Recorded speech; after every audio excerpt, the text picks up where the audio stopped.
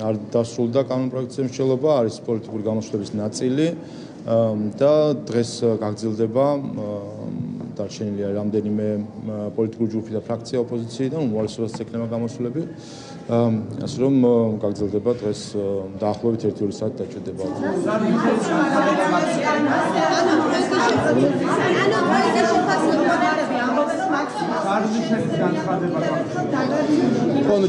ჩვენ რა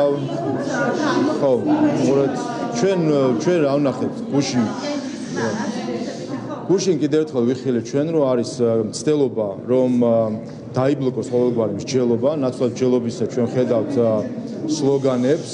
და არის სურვილი რომ ყვირილით ჩაახშონ მსჯელობა, მე გუშინ ვისაუბრე ამაზეც, ეს არის დოგმატიზმის ყველაზე ცხადი მაგალითი, როდესაც არგუმენტი არის ერთადერთი, რომ უცხოეთიდან გითხრეს რომ არა. სხვათა ნიშანდობლივია გუშინ ნაციონალურ მოძრაობა საუბრობდა რომ პლებისციტი ჩავატაროთ და მე ვკითხე კიდევაც ბატონ ხაბეიშვილს რომ ანუ რა გამოდის რომ თუ პლებისციტით ესე იგი ხალხი მიემხრობა მაშინ ამ შემთხვევაში მნიშვნელობა არ აქვს რასეუბნებიან უცხოეთიდან ანუ ეს არ ყოფილა მაშინ ამოსავალი წერტილი მე ის მიკურს როდესაც პარლამენტის წევრები ასე დამოკიდებულებაში არიან საკუთარ მანდატთან ისინი არიან ხალხის წარმომადგენლები ოპოზიციას და უმრავლესობაც ხალხის წარმომადგენელი არის საქართველოს პარლამენტი და დღეს ჩვენ რასაც ვხედავთ ზოგიერთი რადიკალური ჯგუფები და მათ შორის უცხოეთის ზოგიერთი აქტორებიდან ეს არის რომ აუკრძალონ პარლამენტს შეასრულოს თავისი საკანონმდებლო და წარმომადგენლობითი უფლებამოსილება პარლამენტი ქართულმა ხალხმა აირჩია იმისთვის რომ მიიღოს ქართული კანონები და ეს პარლამენტი იღებს ამ კანონებს და როდესაც უკრძალავენ მას და არგუმენტების გარეშე მიუთითებენ რა მიიღოს და რა მიიღოს ეს რა თქმა უნდა არ არის სწორი ამიტომ თავარი არის მსჯელობა წარმოადგენს ყველამ არგუმენტები გუშინ ვერაფერი ვერ მოვისმინეთ ხედავთ ხომ როდესაც მივდივართ კითხვამდე რომ რატომ არ უნდა იქნას მიღებული ერთადერთი პასუხი საბოლოო ჯამში მშრალი პასუხი რა რჩება იმიტომ რომ ვიღაცამ უცხოეთში ასე თქვა ეს არის ის დამოუკიდებლობა რომელიც ჩვენ მოვიპოვეთ 30 წლის წინ ეს არის ის ქვეყანა რომელსაც ხალხი არის ძალაუფლების წყარო და არა რომელიმე არ ვიცი მე უცხოელი წარმომადგენელი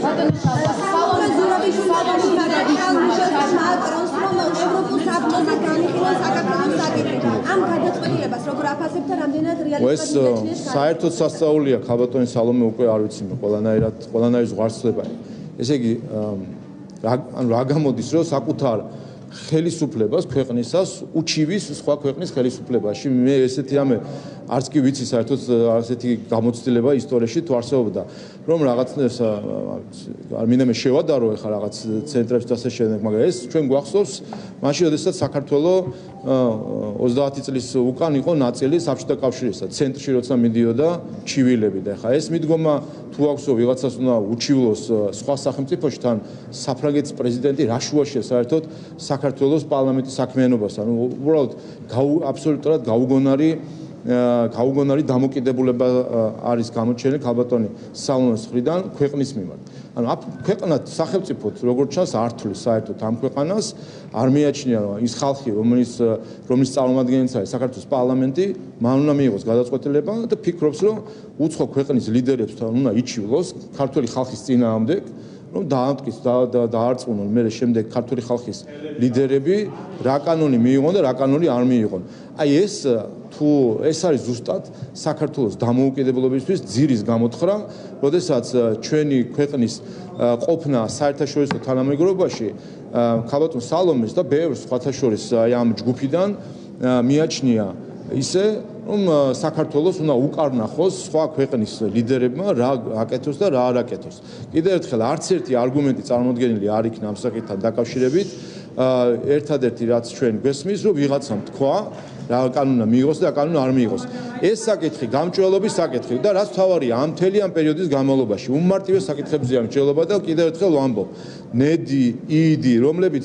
თუ დააკვირდებით იმ რადიკალურ ჯგუფებს, რომლებიც ეს დღეები ჩართული იყვნენ ამ აგრესიაში, ყველას უკან თქვენ ნახავთ წყაროთ ნედის, იიდის დაფინანსებას, რა უღირთ რომ გამოგვაქვეყნო რასაფინანსებად, რას უმალავენ ქართულ ხალხს.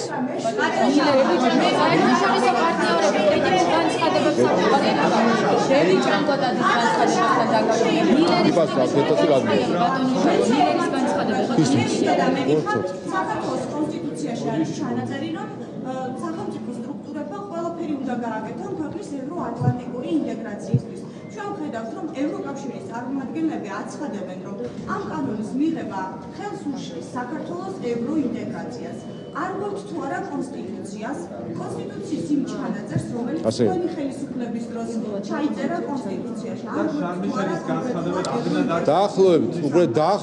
დაახლოებით იგივე ხალხი ჩვენ გვეუბნებოდა, რომ მიხეილ სააკაშვილმა გაგვეთავისუფლებინა სხვადასხვა ფორმით, ხან პირდაპირ გვეუბნებოდნენ, ხან გვეუბნებოდნენ, რომ ეს ტვირთი არის, ხან გვეუბნებოდნენ, რომ აი ეს თუ ციხეში მოკვდება იქნებოდა ტვირთი და ყველანაირად პირდაპირ თუ მინიშნებით გვეუბნებოდნენ, გაგვეთავისუფლებინა მიხეილ სააკაშვილი, გაგვეშვა საზღვარგარეთ და იმიტომ რომ ეს იყო წინაპირობა ევროკავშირისთვის. ეს არ იყო ქართული საზოგადოებისთვის კარგი გადაწყვეტილება და ამიტომ არ მივიღეთ ეს გადაწყვეტილება და ვართ კანდიდატი ქვეყანა. იგივე ხალხი მოგვიწოდება და ზოგიერთი დღემდე მოგვიწოდებს ღიად თუ დახურულკავს მიღმა, რომ სანქციები დავაწესოთ. ეს საქართველოსთვის ნიშნავდა რისკს სამხედრო კონფლიქტში შესვლისა და გარანტირებულ ეკონომიკურ კოლაფს, რაც იქნებოდა ანტიქართული გადაწყვეტილება, ჩვენ ეს არ მივიღეთ. ამაზეც იყო თავის დროზე გახსოვთ ესეთი პროტესტები და განცხადებები, არ მივიღეთ და ვართ კანდიდატი ქვეყანა. ჩვენ ბრმად არ უნდა მივყვეთ არავის მოწოდებებს. ჩვენ ამოვდივართ იმ ინტერესიდან, რომელიც აქვს ამ ქვეყანას, ქართველი ხალხი და საქართველო არის ევროპული ქვეყანა და ჩვენ ვართ ევროპელი ხალხი. ამიტომ ისაც კარგია ქართული ხალხისთვის, ის არის კარგი ევროპული მომავლისთვის.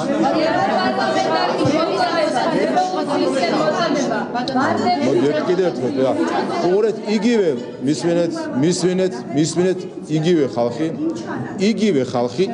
ხალხი ამბობდა, რომ მიხეილ სააკაშვილს თუ არ გაუშვებდით, ეს იქნებოდა კონსტიტუციის დარღვევა, იმიტომ რომ არ მოგცემდნენ კანდიდატის სტატუსს. იგივე ხალხი გვეუბნებოდა, რომ სანქციებს თუ არ დავაწესებდით, ეს იქნებოდა კონსტიტუციის დარღვევა და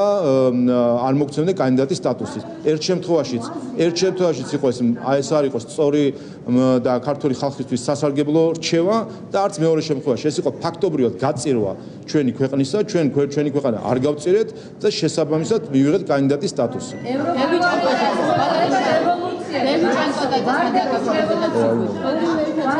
რევოლუციის სულს შეუძლია გადაარჩინოს საქართველოს ევროპული მომავალი. ევროპარლამენტარი პეტრას ხო, ხედავთ ხო, ანუ იგივე ხალხი, ახალი იგივე სახეებია, იგივე სახელებია, რომელიც არიან დიდი ხნის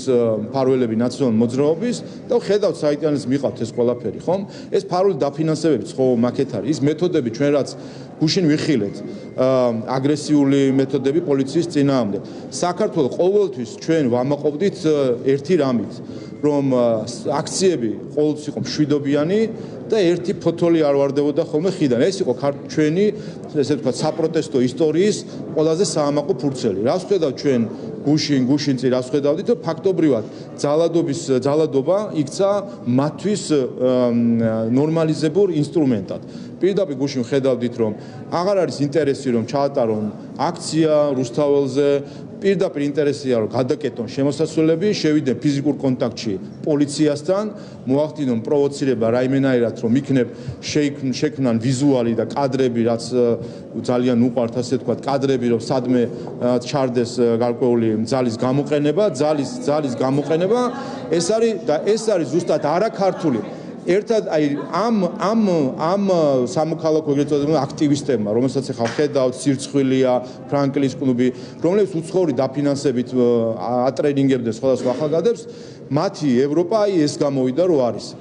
ძალადობა როგორც ინსტრუმენტი პოლიტიკური მიზნის მიღწევისა. აი ეს არის ყველაზე არაევროპული და არაქართული გზა.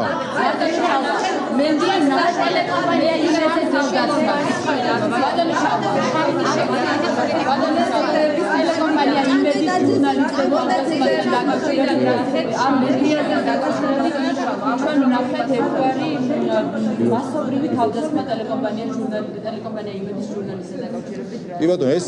ამაზე ვსაუბრობ ზუსტად, რომ აგრესია იქცა ინსტრუმენტად აი ამ ახალი პლეიადის სამოქალაქო აქტივისტების ხელში. ჩვენ ხედავთ, რომ აგრესია ჟურნალისტების მიმართ, ძალადობა პოლიციის მიმართ იქცა პირდაპირ იარაღად. ეს არის ყველაზე ანტიქართული ქმედება, არის სწორედ აი ამ ჯგუფების ქმედება 30 წლიან ისტორიაში საქართველოსი სხვადასხვა საპროტესტო მოძრაობებისა, მათ შორის დამოუკიდებლობის მოძრაობისა, ჩვენი სიამაყე იყო ის, რომ ეს იყო სამშვიდობიანი აქციები, პროტესტი თუ მოძრაობები, დღეს ხედავთ, რომ პირდაპირ მოწოდებები არის, გუშინ ნახეთ, ნიკა გვარამია, რომელიც პირდაპირ მოუწოდებდა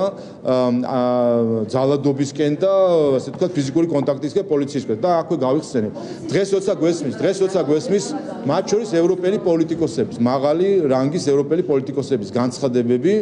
ამ კანონთან დაკავშირებით მახსენდება იმავე ხალხის განცხადება, რომ ნიკა გვარამიას შეწყალება ეს იყო დეპოლარიზაციისკენ გადადგმული ნაბიჯი. გუშინ მე მგონი ყველა მიხილა, რომ თუ რამხელა აბსურდი და ფარსი იყო, როდესაც ზუსტად ეს ევროპელი პოლიტიკოსები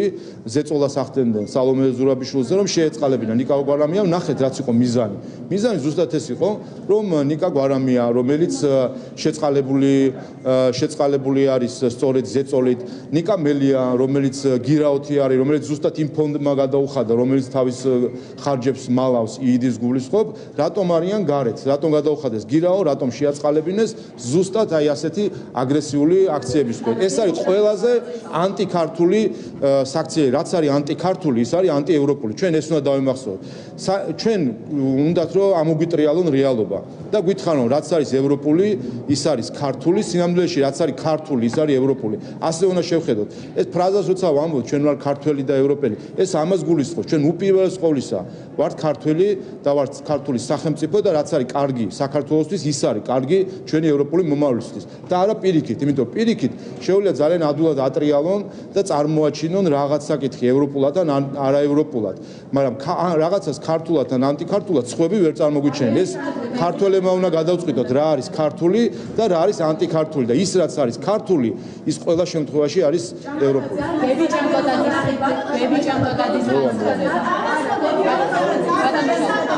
იბადო გავიგე დევი ჭამკოტა. გავიგე ეს კითხვა, თქვენი კითხვა ვითხარი. კაი, ამას უპასუხებ და გადმოვა. ხო, ეს მოწოდება დიახ გუშინ პლენარულ სტუმართა დარბაზში მენიშნა და იქვე შევნიშნეს კიდევაც, რა თქმა უნდა, აბსოლუტურად დაუშვებელია განსაკუთრებით სამხედროს მხრიდან ასეთი სახის განცხადებები, რას ქვია რაღაც მოხდეს და მე საღამოს მენიშნა რაც ხდებოდა საბოლოო ჯამში. გუშინ ნახეთ, იყო მშვიდობიანი აქცია, პოლიცია შესაბამისად იცავდა ამ აქციის უსაფრთხოებასაც, ყველაფერი მიდიოდა ისე როგორც ქართულ საპროტესტო მოძრაობებს ეკადრება ხოლმე, ნახეს იყო ის ჯგუფები, რომლებსაც ჰქონდათ პირდაპირ ამოცანა, რომ პროვოცირება მოეხდინათ და ძალადობისკენ გადასულიყვნენ. ნახეთ რაც გააკეთეს საბოლოო ჯამში, პიკეტირება, კვლავ მოწოდება, იგივე ნაციონალ მოძრაობის ლიდერები იყვნენ საბოლოო ჯამში, გუშინ ნახეთ ვინც ლიდერობდა ამ აქციას, რომლებიც რო ხედავენ ესე ვთქვათ, რო არის მშვიდობიანი აქცია საქართველოს მოქალაქეების, იმ წამსვე გადადიან მოწოდებისკენ, რომ იყოს ალყის დარტყმა, პიკეტირება და პირდაპირ ძალადობისკენ წასვლა. შინაგან საქმეთა სამინისტრომ არაერთხელ მიუთითა, რომ მათი პასუხისმგებლობა არის ასევე პარლამენტის საქმიანობა უზრუნველყონ და არ შეეშალოს ხელი საქმიანობას, ამიტომ აქციად პარლამენტის საქმიანობას. ერთი მეორეს ხელს არ უშლიდეს, ხოლო რაც შეეხება ამ განცხადებას, ზუსტადაც რომ ეს წამოწდენა იყო ამ სახის, რომ აქ ერთადერთი აგრესია ვისგანაც შეიძლება მოდიოდეს ზუსტად აი ამ რადიკალური ჯგუფებიდან, რომელიც ჩვენ გუშინ ვნახეთ, რომ მომზადებულებიც იყვნენ მისული აირწინაღებით და მოწოდებებიც ვნახეთ ჩვენ ესე ვთქვათ ამ NGO-ები, რომლებიც ამ ყველაფერში არიან ეხლა თანაორგანიზატორები, როგორ ისტერიას თესავენ პირდაპირ და ამ რუსეთის ძახილით უკვე არ ვიცი ეხლა საბოლოო ჯამში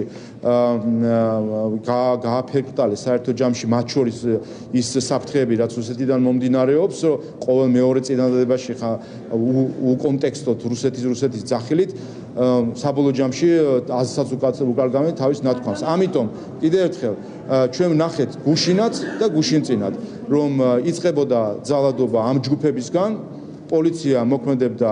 პროფესიონალურად, შინაგან საქმეთა სამინისტრო რა თქმა უნდა ზრუნავს იმაზე, რომ ერთის მხრივ უზრუნველყოს აქციის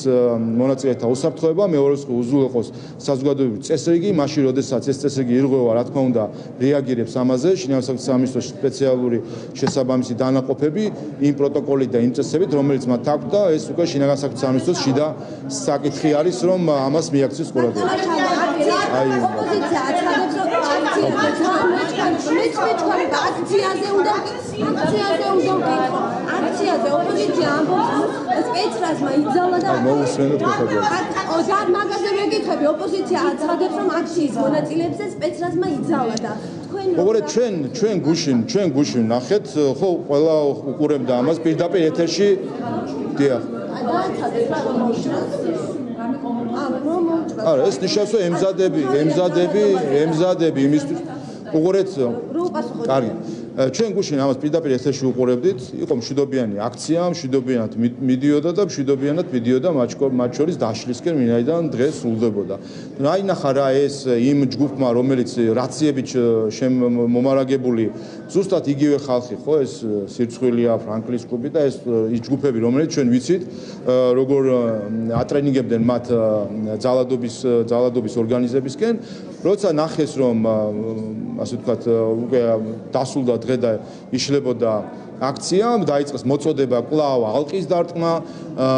პიკეტირება ჩაკეტვა პოლიციამ მათ მოუწოდა რომ ის ტერიტორიები რომლითაც იქნებოდა შესასვლელები შეზღუდული არ დაეკავებინათ გაეთავისუფლებინათ შემდეგ ნახეთ რომ იყო სროლა ბოთლების და სხვა ნივთების მათ შორის ქვაც ნახეთ პირდაპირ ეთერში ხომ სახეში როგორ ესწროლეს ერთ-ერთ პოლიციელს რა თქმა უნდა ამ შემთხვევაში სპეციალურ საშუალებებს იყენებს შინაგანი საქმეთა სამინისტრო როგორც ეს არის გათვალისწინებული როგორც ჩვენ კანონმდებლობით ისე საერთაშორისო სტანდარტებით ამიტომ როგორც კი კერა თქვა ძალადობისა იქნა ნეიტრალიზირებული ნახეთ ისე რომ მშვიდობიანად დაიშალა ბოლოს აქცია ამიტომ თავარი მოწოდება არის ის პროტესტის უფლება ყველას აქვს გამოხატვის უფლება ყველას აქვს ოღონდ ერთი დათქმით ეს უნდა იყოს მშვიდობიანი წერტილი არანაირი ლეგიტიმაცია არავის არ აქვს კანონის დარღვევის არანაირი უფლება რომ ჭიშკრების მტრევა პოლიციასთან ფიზიკურ კონტაქტში შესვლა შეურაცხყოფის მიყენება ასე შემდეგ ეს არის სწორედ ანტიქართული ქცევა არაქართულია რაც არაქართულია ის არის ანტიევროპული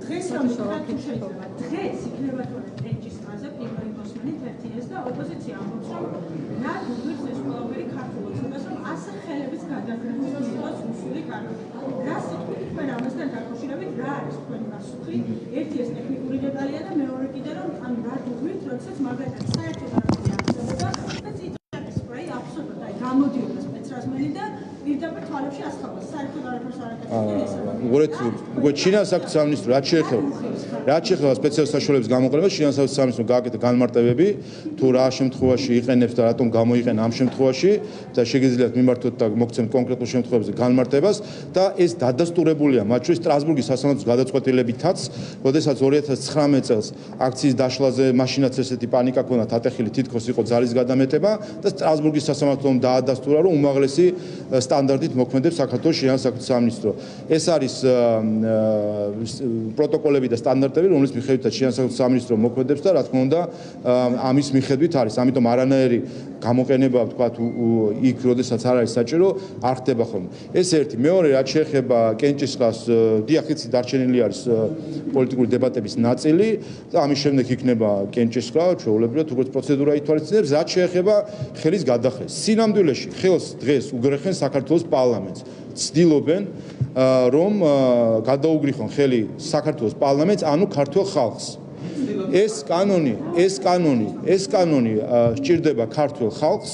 იმიტომ რომ იცოდეს მეტი მათ შესახებ ვინც არის ჩართული პოლიტიკის ფორმირებაში იცოდეს რა წყაროებიდან ფინანსდებიან რა შესაძლო ინტერესები არის მათ უკან ეს არის უფლება თითოეული მოქალაქეს რომ იცოდეს ამის შესახებ ზუსტად ამ უფლების გამო საჯარო მოხელეები 5000-ზე მეტი საჯარო მოხელე აქვეყნებს ყოველწლიურად თავის ფინანსურ დეკლარაციას ზუსტად ამ უფლების გამო მოქალაქეების ყველა საჯარო უწყება არის მისი ფინანსები არის საჯარო და გამჭვირვალე და მათ შორის აუდიტის შემოწმებას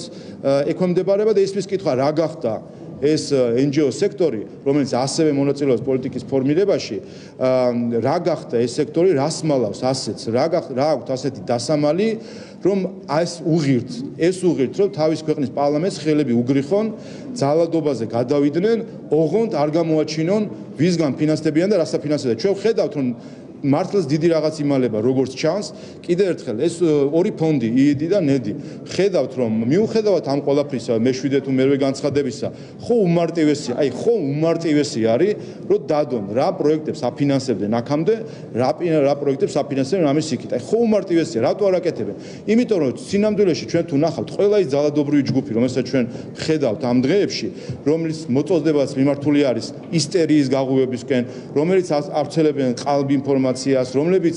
ძალადობენ ყველა ამის უკან ამ ჯგუფების უკან სირცხვილეები და ასე შემდეგ როგორც ჩავეძიებით და მოვიკითხავთ ყველგან მოძებნით ზუსტად ამ ფონდების კვალს ამიტომ დღეს სინამდვილეში ქართულ ხალხს უნდათ რომ გადაუგრიხონ ხელი მნიშვნელობა არ აქვს ამ ხელს ვინ უგრიხავს ქართულ ხალხს ჩვენ ვართ დამოუკიდებელი ქვეყანა ჩვენ ვართ სახელმწიფო და ქართულ ხალხს აქვს ქართული ხალხი არის მხოლოდ ერთადერთი წყარო ძალაუფლების არც ერთი დიპლომატი არც ერთი NGO არც ერთი უცხოელი პოლიტიკოსი საქართველოში არ არის ხელისუფლების წყარო მხოლოდ ქართული ხალხი და ეს კანონი უნდა ქართულ ხალხს ამიტომ სინამდვილეში დღეს უგრეხენ ქართულ ხალხს ხელს იმისთვის რომ ქართულ ხალხმა არ იცოდეს ვინ ზემოქმედებს მასზე და იყოს და ამ ცოდნის გარეშე მიიღოს გადაწყვეტილება რომელიც გვეუბნება რომ თუ არ იქნება ან ეს კანონი კი არა ახლოვებს არამედ ევროპას აშორებსო ეს არის ადამიანი ევროპული საბჭოს პრეზიდენტი რომელმაც უნდა მიიღოს 27 წელს ქვეყანასთან ერთად პოლიტიკური გადაწყვეტილება და ის რომ გვეუბნება რაც შეეხება კი მათ შორის რაც შეეხება ბატონ შარმიშეს მე მახსოვს მისი გადაწყვეტილება რომელმაც თქვა რომ ნიკა გვარამიას შეწყალება ეს იყო ნაბიჯი დეპოლარიზაციისგან ჩვენ გუშინ ვნახეთ ნიკა გვარამია რომელიც აგინებდა პოლიციელს ეს თუ არის დეპოლარიზაცია მაშინ ამაზეც გააკეთონ განცხადება ეს არის დეპოლარიზაცია რომლის გამოც შეაწყალებინეს სალომე ზურაბიშვილს ნიკა გვარამია რომ ჩვენ პოლიციელებს აგინებდნენ ეს არის დეპოლარიზაცია ამიტომ ჩვენ ყველას განცხადებებს ვისმენთ ყველას განცხადებას პატივს ვცემთ თუმცა ერთადერთი ვისი განცხადება ჩვენთვის არის უმაღლესი ავტორიტეტი ეს არის ქართველი ხალხი და ქართველ ხალხის ინტერესში არის ზუსტად ეს კანონი და მე მესმის რომ შეიძლება არსებობდეს ჯგუფები რომელსაც ეს კანონი არ მოსწონს მათ შორის საზოგადოებაში არსებობდეს ჯგუფები მათ შორის აქციაზე მყოფი მოქალაქეები რომელსაც არ მოსწონთ მაგრამ საქართველოს უფრო დიდი არის ვიდრე რამდენიმე ჯგუფი ამიტომ პატრიოტებთ მთლიანად საქართველოს ყველას დიდ პატარას რეგიონშიც და ცენტრშიც საქართველოს არის ერთი დიდი მთლიანი ქვეყანა ყველას აქვს სიტყვის უფლება და ყველას აქვს უფლება რომ მისი წარმომადგენლებით მიიღოს გადაწყვეტილება დღეს საქართველოს პარლამენტში რა მოცემულობაც გვაქვს უმრავლესობისა ეს მოცემულობა არის რომელიც აირჩია ქართულმა ხალხმა და ქართული ხალხის ინტერესში არის ზუსტად ამ კანონის მიღება ამიტომ ნუ გადაუგრეხენ ხელს ქართულ ხალხს დაადგნენ საქართველოს მხარეს ის ხალხი რომელიც მსჯელობს ფიქრობს აკვირდება ამ პროცესებს და იზრუნვა ქართული ხალხის ინტერესში კიდევ ერთხელ საუბარი არის უმარტივეს საკითხში ეს ზუსტად ეს არის ორველისეული შენაცვლება ტერმინების როდესაც ცდილობენ აქ რაღაც რუსეთის ჩანაცვლა თითქოს არჩევანი არის რუსეთსა და ევროპას შორის სინამდვილეში არჩევანი არის იმაზე ქართულ ხალხს აქვს თუ არა უფლება იცოდეს ვინ არიან ისინი ვინც მათ მართავენ ვინ არიან ისინი ვინც ჩართული არიან იმ გადაწყვეტილების ფორმირებაში რომელიც მათ ცხოვრებას ეხება მათ შორის არასამთავრობო სექტორი არის ის სექტორი რომელიც მონაწილეობს და დღეს ხო ხედავთ აი თუნდაც ამ დღეებში მონაწილეობს იმით რომ ხელს უშლის პარლამენტს რაღაც კანონის მიღებაში ხო ეს მონაწილეობა ეს ხო არის მონაწილეობა აქვს თუ არა უფლება ჩვენ ამომრჩეველს ქართველ ამომრჩეველს იცოდეს ვინ არიან ეს ორგანიზაციები ვინც გუშინ რაციები დარბოდნენ და მოუწოდებდნენ არყის დარტყმას და რა ქვია დადიოდნენ მითი ნიღბებით იმისთვის რომ მას შემდეგ რაც პოლიცია კანონიერად მოითხოვდა გარკვეული ტერიტორიისგან გასვლას და იმ შემთხვევაში თუ იქნებოდა ძალადობა აქციის მონაწილეთა მხრიდან გამოიყენებდა სპეციალურ საშუალებებს რომ ეს სპეციალურ საშუალებებს მათზე არ ემოქმედათ და გაეგრძელებინათ კანონის დარღვევა ხომ ეს არის იდეა წინასწარ მომზადებისა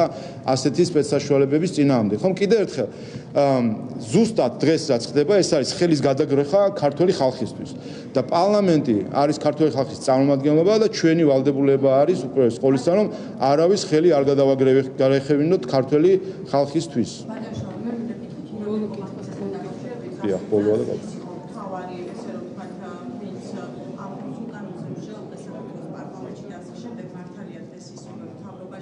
თუმცა არ პოზიციონირებს არ ჩანს და რუსულ კანონთან დაკავშირებით საკუთარ პოზიციებს არ აფიქსირებს სად არის ყველაფერზე და რატომ არ არის